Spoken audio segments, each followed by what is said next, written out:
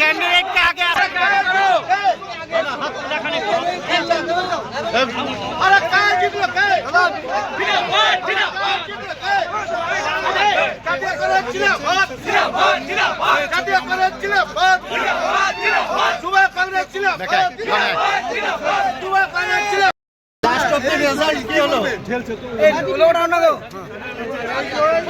দাদা পাবলিকের জয়, জনগণের জয়।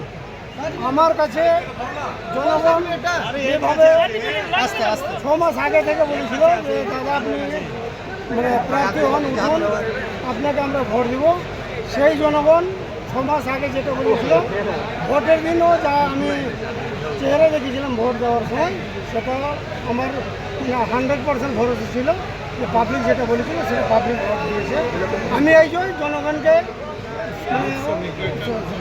8193